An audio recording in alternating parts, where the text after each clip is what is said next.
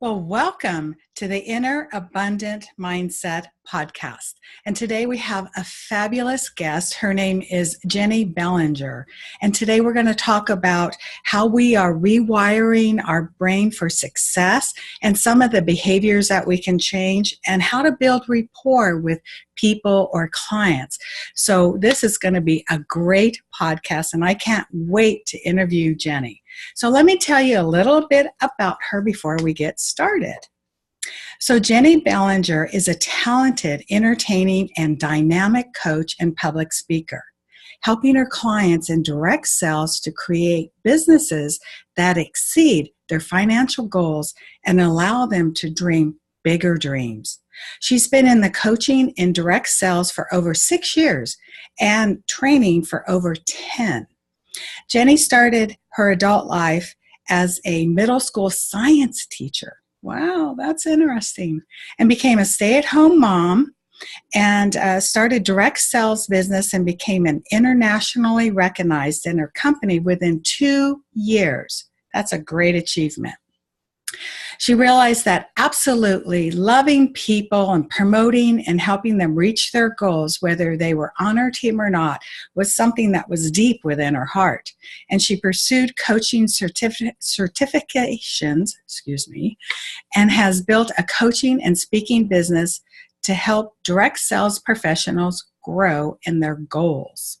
Well, she has done quite a few things, and I love to talk to Jennie and find out, our listeners have these big goals and big dreams, and yet they haven't reached that big goal and dream yet. So how can you help them? What advice can you give them to help them reach that big goal and dream?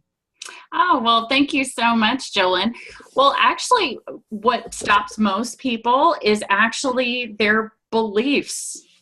Whether or not they feel that they can honestly get there. Because I think when people truly examine their big, hairy, audacious goal, that BHAG that they may have set in front of themselves, if they sit and examine what they think and feel about it, they may find that there's this little piece of them that goes, but yeah, I can't do that.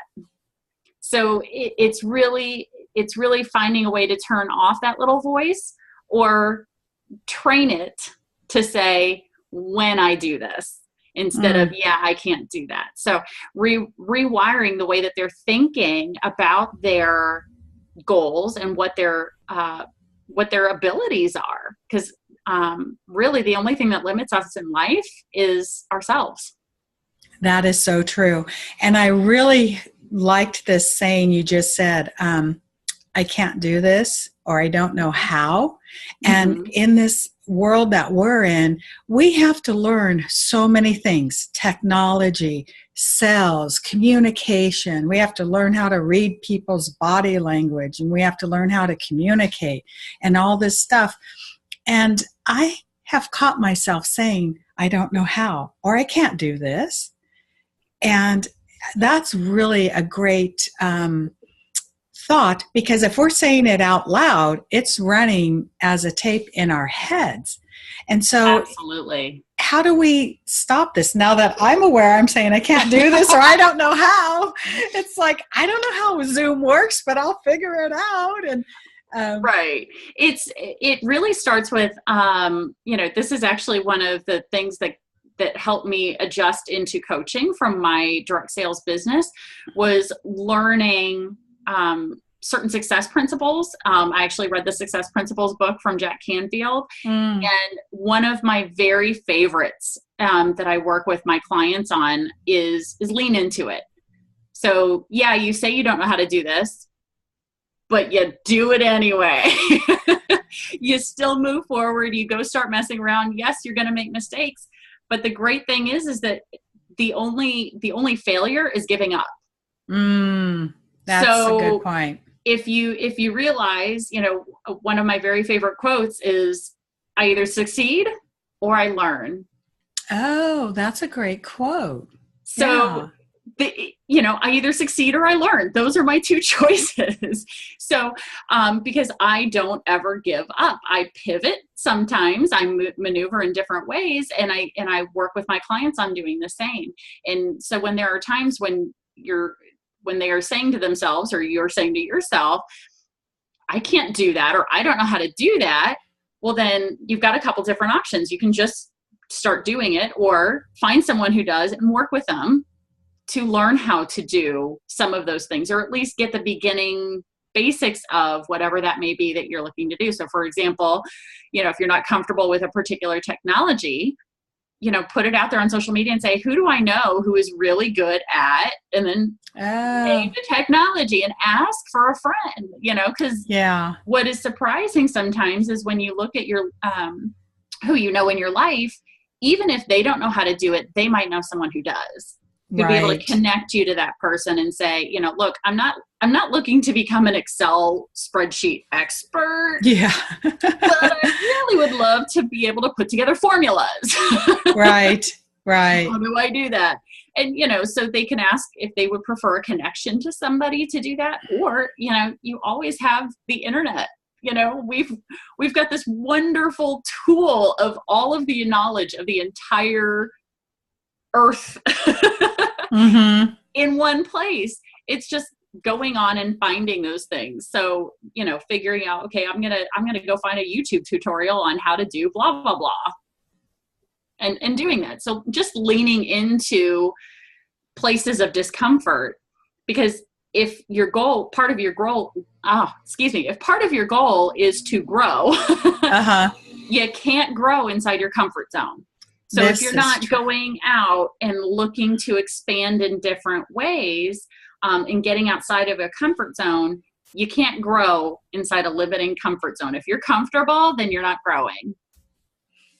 That is so true. And I'd like to go back a little bit when you were talking about leaning into it and different beliefs that we picked up. So what I did for a little bit of a visual sign, and I'm going to get around to painting it. I just haven't had the time. So I got a blank piece of paper and I put some words on it, like motivation, momentum, motivation, courage, failure. So I put these key words, and then I'm like, okay. And this was a day I was stuck and I was procrastinating, and I just couldn't figure out what was wrong. And I thought, I have to move through this. So what do I need? Momentum. What does that mean? Get into action. So I put a little sentence under that. And then when I got down to failure, I said, oh, these are just steps. Failure means, oh, that didn't work. Let's do it again. And then courage, I have courage at the bottom, and it's like, you can do this. And then I wrote the word journey, and it's like, oh, it's a path. Just relax and walk on this journey. So these key words for me, which is on my kitchen cabinet right now, I look at them all the time. And it reminds me, oh yeah, get into gear, keep moving, go, move in past the fear. Never thought to lean into it. Mine was push through it. Through it. Right. And I think for some people, especially women, hearing push through it feels very forceful. And I think women feel much more comfortable with the verbiage of leaning into it. It's okay. I'm going to work at this, because sometimes you don't have to push through, that will eventually come when you lean enough. And I heard also that, this is really funny. I was cleaning out my bookcase and I found an old tapes by, Earl Nightingale. No, Napoleon Hill. Personal achievements. And on this tape, he said, there are 7 fears that people have, and everything that we're afraid of is emotional. And I thought that was so amazing that our fears are all emotional and they're really not logical. And we think, oh, if this happens, I'm going to lose this. And, can you talk about fears and how we can rewire our brain around fears? Since Well, we were talking about leaning into it. Absolutely. No, absolutely. When it comes to fears, knowing, first of all, when it comes to the wiring of the brain is protection. Mm-hmm. Like that, evolutionary wise, our brain has been wired to protect us. And the way that it does that is it looks for all these negative things that could negatively affect us. And the hardest thing for us to deal with are the emotions, because it's not everybody's well equipped for those yet. So in terms of those fears, first of all, to get past them, you've got to identify that they're there. Oh, step one, you've got to identify the fears. What if this doesn't work out? If I don't get this, what's the worst case scenario? Oh, that's a great sentence to ask yourself. I love it. If you start with, okay, let's look at this rationally, mm-hmm. Take yourself out of the picture and go, what's the worst thing that could possibly happen if I do this thing and it doesn't work? Yeah. Well, then this, and this will happen. Okay. Can I survive that? Yes. So, and a lot of the times when people look at their fears, whatever their biggest fear may be, their actual fear comes back, or what it all comes back to is whether or not they believe they can handle it. Oh, isn't that interesting? Wow. If they can handle it. They are trying to figure out, could I handle losing that relationship? Could I handle, will I survive? Can I emotionally handle whatever that worst case scenario is? And you can survive anything, everything. You look at what all people are going through around the whole wide world and go, well, if they're going through that, I can go through this. Right. But sometimes it really just takes taking yourself outside of your life and examining it and going, okay, and believing in yourself, believing that I really and truly can handle whatever comes my way. I may not be able to do it by myself. I may require help, but setting up that support system, having those connections of people around you that are going to help you through that process, whether it's for business or a personal change that's going on in your life, it's knowing that you can handle it. You may not be able to do it by yourself, but you can handle it. And if we go back a little bit, how do we build this belief in ourselves? Like if we get past the fear and say, okay, I know I'm going to survive this, but how do I believe I can get through it? Or how do I build that belief up? Well, first of all, I think it takes looking back at your own personal experiences and look back and go, okay, have I been through something like that before? And that's a good question. There are recurring themes in everybody's lives. And so when they take a look back and see that, okay, I've been through something like that before. It may not have been the exact same situation, but they've been through something like that before. And guess what? You're still here. This is true. You made it through the first time. You learned from it. Hopefully you pulled something from that. And they may not have intentionally thought about what they learned, but by going back and looking at those negative situations that they have survived, it's realizing, I went through that and I lived through it, and I went through that and I survived, and I went through that, and identifying and realizing, okay, I've made it this far. Right. And if I've made it this far, if I just push a little bit harder, I can make it to that next step. Oh, that's a great, and what I saw in my mind was like a timeline. Like there are things in my childhood, like let's say a car accident, like I should have been dead in that car accident, and I lived through that.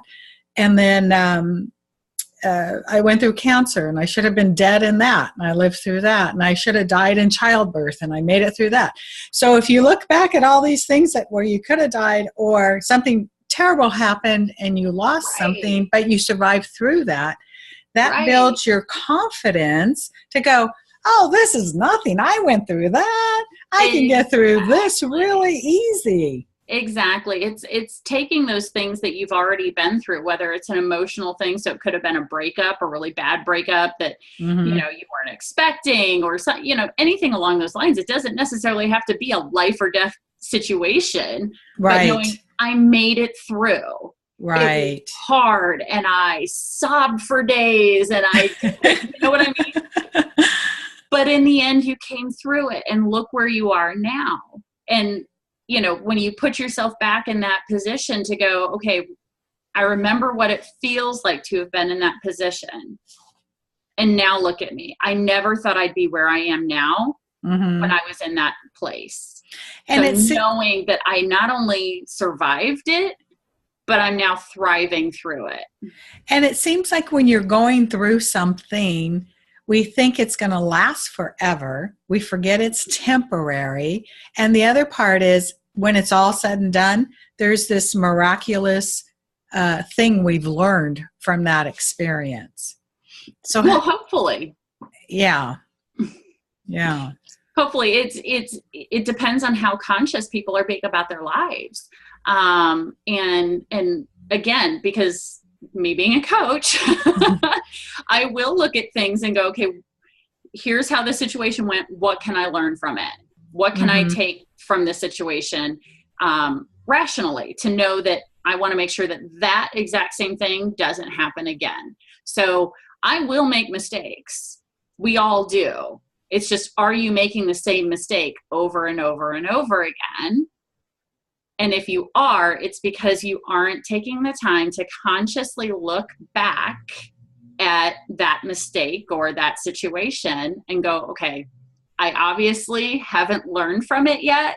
So rationally going through and saying, okay, what is it that I'm doing? What is my reaction? What's my contribution to the situation to know that when I encounter that again, I'm not going to act that way. I'm not going to behave that way. I'm not going to say those things that escalate it or make it worse or whatever the situation may be. So is it kind of like planning ahead? Like you go, okay, I've had this mistake happen a couple times now, and I've always reacted this way. So I want to change that. So I need to come up with a plan. If this happens, what am I going to say? Exactly. It's being very conscious about knowing, okay, when that situation happened, first of all, identifying what are the precursors that led to that situation happening. So that way, what would be some precursors? For example, let's say in a business situation, let's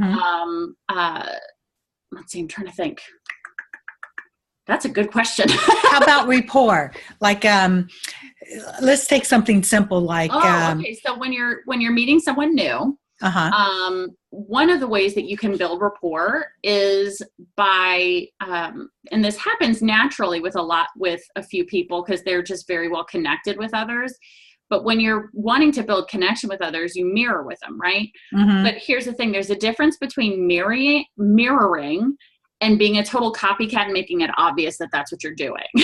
Oh, yeah. Because then it does the exact opposite and people feel like you're making fun of them. And then that creates a disconnect instead of a connection with them.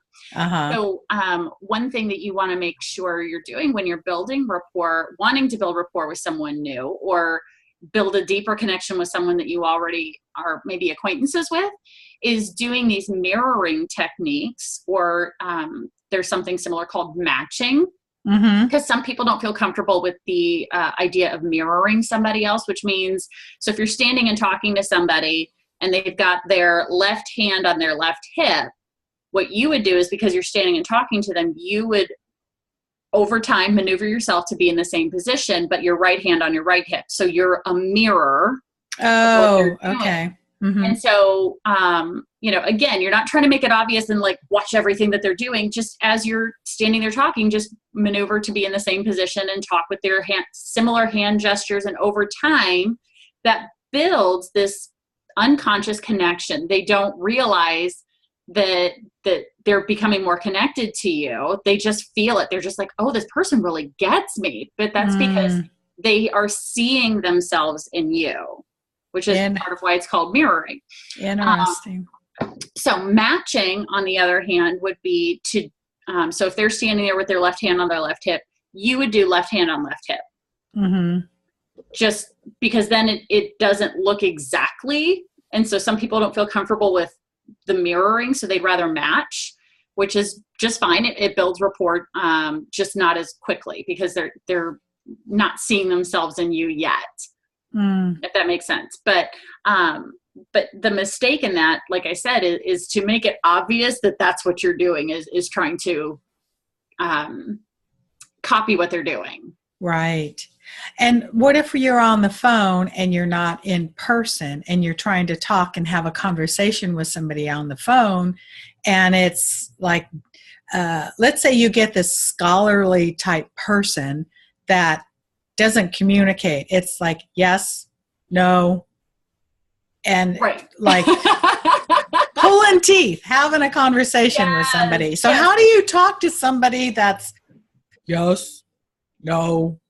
Well, the important thing is once you realize that this is who they are and the way that they're behaving, is one of the techniques from, or one of the basic assumptions of neurolinguistic programming is the response that you get is the communication that you've put forward. Excuse me, sorry about that. So what that means is how people respond to you is the communication that was put out there, whether or not that's what you intended. So when you're talking to somebody who's like that and all the answers you're getting are very gruff and there's no connection and it's yes or no, then it's time to change how you communicate with them, because that's obviously not creating a connection. Okay. So in that case, the easiest thing to do is start switching to much more open-ended questions that are about them, where they can't answer with a yes or no. They have to actually string two words together, two or more words together to create a sentence. So give me open-ended. What's an example of open-ended questions? So that would be something as simple as tell me about yourself. Tell me something about yourself. Because you can't answer that with yes or no. Or tell me about your day. Right. Tell me about yourself. Tell me about what you do. Tell me about who you are. When you're starting that conversation, just to get to know. And then as they're speaking, like you said, if you're on the phone with somebody, so you obviously can't mirror body language. So then a way to create connection then is to, you can mirror, but instead of using body language, you're now paying attention to the type of language that they're using, how quickly they speak, the type, their breathing patterns, their pacing of everything, their tone, their pitch. And when you start matching those, so if you're talking to somebody, so if you're a woman talking to a guy, over time, your tone is going to drop a little bit. Your pitch is going to drop a little bit just because guys tend to have lower things. And so when you speak in that lower tone, they feel more connected to you. How do you drop your voice? It's bringing it down and just talking out of your chest instead of talking out of your nose. Interesting. Did not know that. That comes from I'm going to have to practice. I just dropped my voice into my throat, didn't I? Right. Yeah. So it's moving it. Women tend to speak more from their head space. Okay. Up top. Men speak from their chest, which is why they tend to have a lower tone. Now, they do have different vocal cords, obviously, that are going to affect them speaking lower anyway. But I think that in maneuvering your language, your tone, your pitch creates more connection even over the phone. That is really interesting. Yeah. And the point of doing that is just to help create that connection, whether it's for personal or for business, assuming that you're talking to somebody for business. When you create that connection, nobody likes to be sold to. Right. Yes. So when there's a connection between you and another person, you're no longer selling them the product, but they're buying you. Does that make sense? So it's really the reason why there are people who aren't great at sales or they think they're not great at sales is because they're focused on the product or the result of the sale, what they're going to get from the sale, rather than creating the connection with the potential client, learning about that person, creating that connection through building rapport, getting to know them, really listening to them, not listening to respond, but listening to learn about them, and then paraphrasing back and say, oh, so what I heard is that you like to do this, or, so people feel heard, because even in this day and age where we can connect to people so many different ways, we actually feel really disconnected from other human beings quite a bit, because really so many people are focused on listening to reply. They're trying to figure out what they're going to say instead of actually listening to what they have to say and taking a moment to think about it and then say what they're going to say.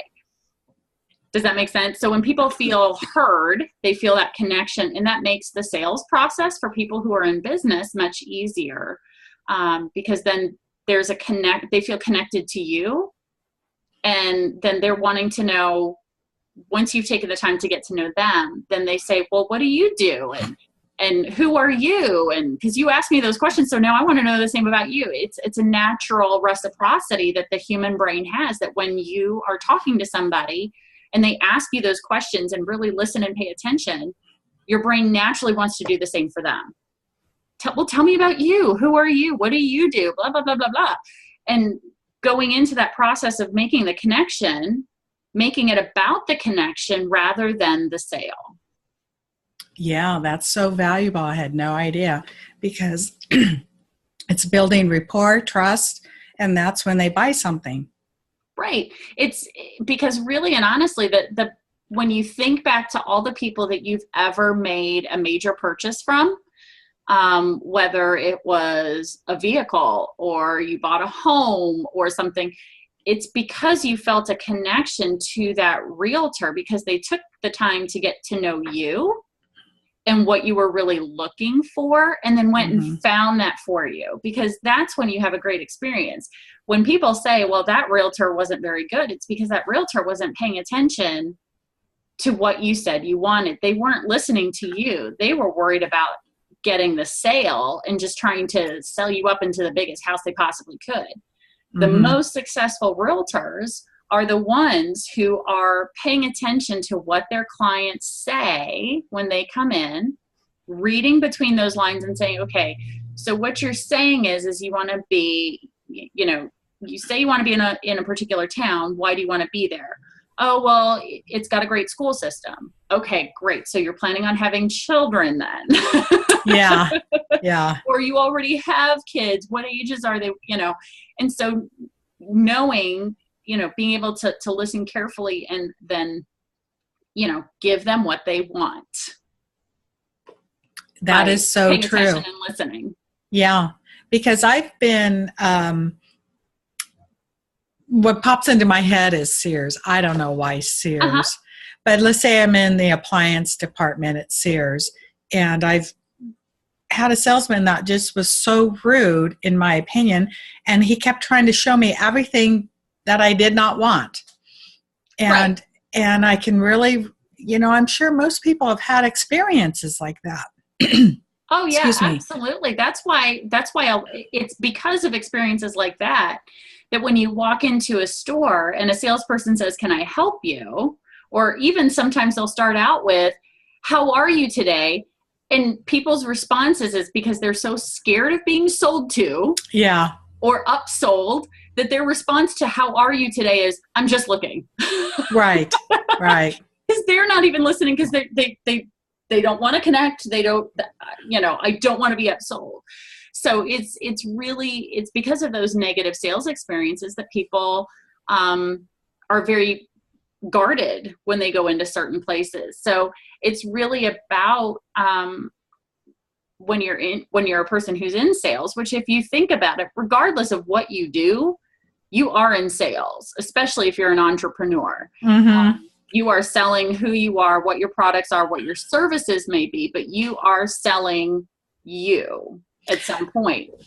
So could you come across different, like, how can I serve you? How can I help you? and come across Absolutely. this way? Is that a different philosophy? Absolutely, because when it becomes about the potential client, and it all starts with that initial connection is, tell me about who you are, what brings you here today, if you have a storefront or something like that, or why, what purpose did you have for contacting me, if the client had reached out to them, getting to know why it is that they thought they were contacting you. And then saying, okay, well, tell me more about you, becoming connected and listening to who they are to see how you can best serve them. Knowing that you have these different service options or these different products, and knowing that you really honestly want to get them the best connection to the best product or the best service that you offer that's going to fit their needs. Mm-hmm. Because when you do that, people don't feel like they've been sold to. They feel like somebody listened to them and then helped them make the best decision that was for the benefit of you both. Yeah. God, Jennie, you're just full of all this wisdom. So if our listeners want to learn more or get in touch with you, what's the best way that they can do that? The best way they can get in touch with me is through my website, which is www.levelupcoachllc.com. Or another great way to get a hold of me, because I do find that much of my tribe is on Facebook, is through Facebook, and that's facebook.com/levelupcoachllc. Wonderful. And do you have a special gift or something for our listeners today? I do. What I'd like to offer is a complimentary breakthrough session. This is where I'm going to get to know who you are, what your goals are, and just help you work through and figure out what your next step might be. And that'd be valuable because we're talking about rapport, rewiring your brain, if you have trouble with sales. Gosh, look at all the things we talked about today. So that Absolutely. Would be fabulous. Yeah. Absolutely. Well, thank you so much. I think it's valuable. Well, I really appreciate you being here on the show today. And this was a great interview. I wish we had more time to go into other topics, but we're on a time limit. And I appreciate you for being here today. Thank you so much. Thank you, Jolen. It was a great conversation. I really look forward to maybe doing this again if you want to work through another rewiring language. Okay. Thank you. Thanks, Jolen.